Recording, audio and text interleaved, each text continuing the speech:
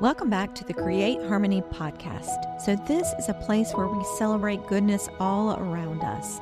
And in the hustle and bustle of daily life, it's easy to overlook these small but really significant sources of happiness.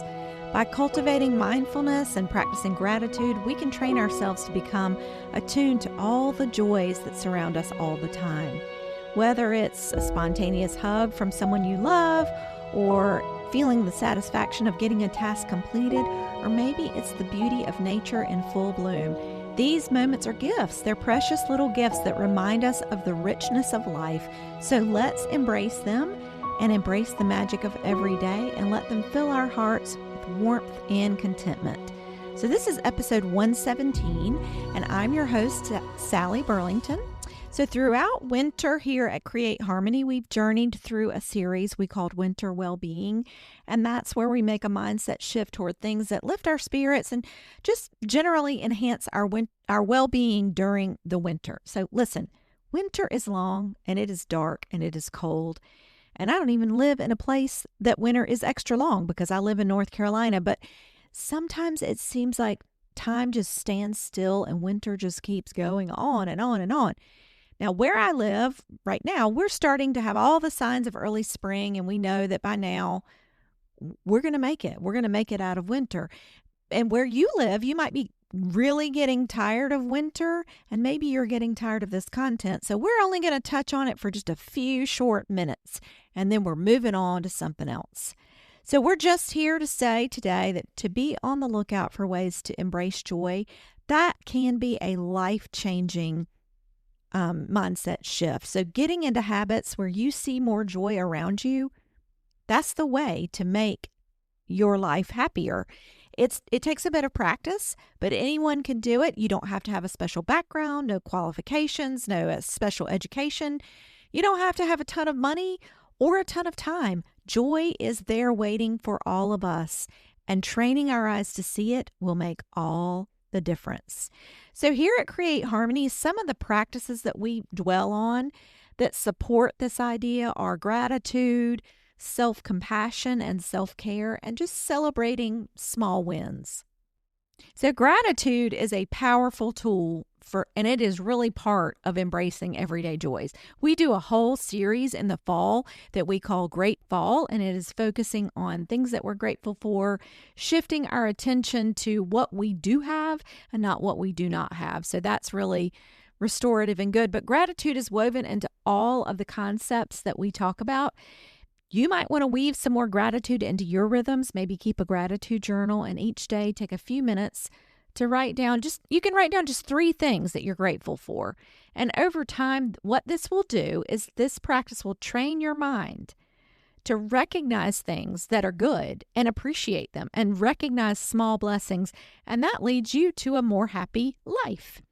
Now, I also mentioned self-compassion. Being kind and compassionate towards ourselves is crucial for embracing those everyday joys. We have a tendency to, or maybe you don't, but I have a tendency to criticize myself for every perceived shortcoming I make. And after I record this content and I listen to it back, my inner editor, goes to work and does tons of work.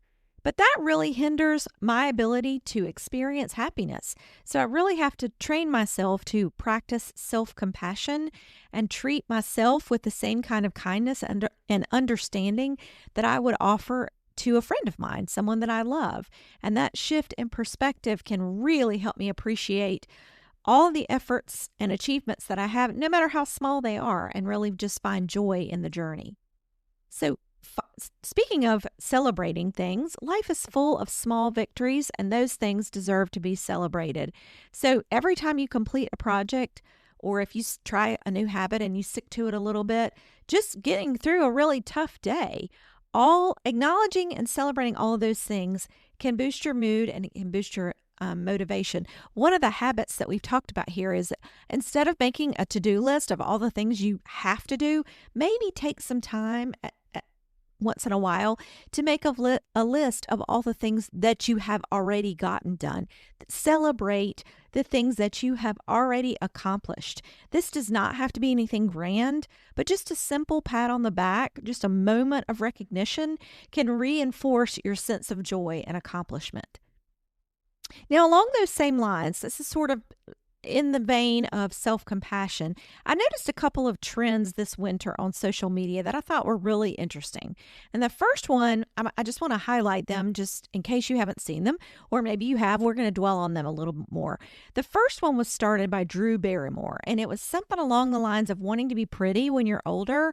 And then it was followed by ways that you were pretty, like pretty patient or pretty adventuresome or pretty dedicated or pretty fit. You get the idea. And so when you first read it, you think pretty and you think that means something about your physical attractiveness, but then you realize that pretty can have a much more expansive definition. And I really like this mindset shift because for women, being physically pretty is tough and it takes up a lot of our time, especially once we begin aging, spend lots of time and energy trying to become something that really is subjective. And you end up trying to define yourself by someone else's version of beauty.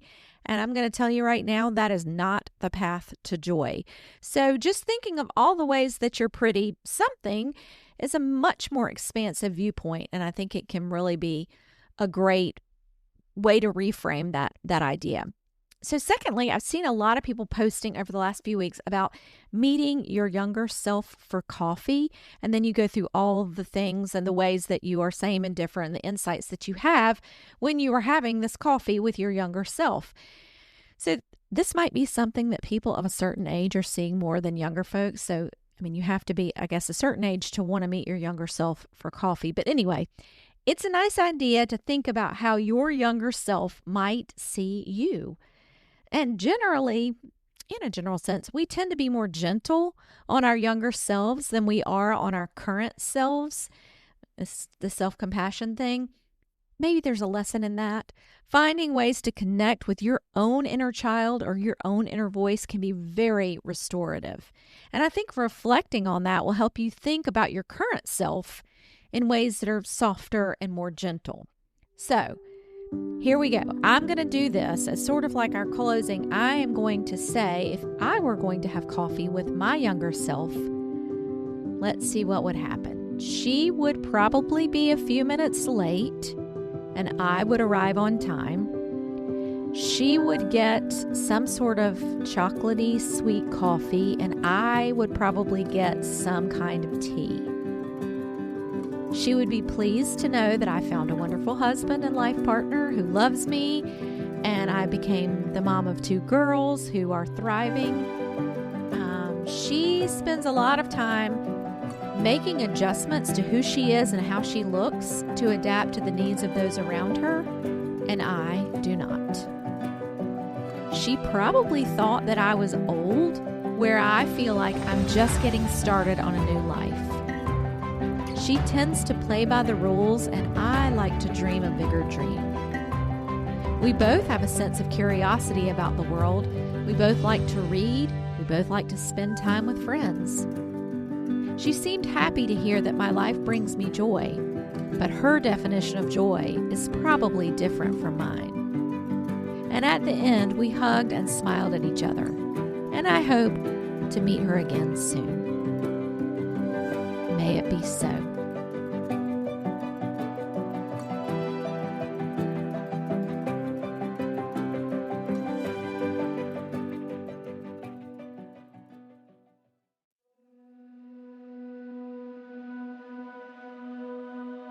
Maybe you want to try on some of these ideas to brighten your day. You'll be surprised some of the insights you realize if you go through these exercises, redefining yourself as pretty something, and also just reconnecting with your inner voice or your inner child.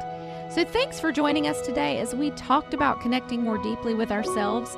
Hopefully you'll come back next week for some more soul-soothing conversations. And until next time, peace.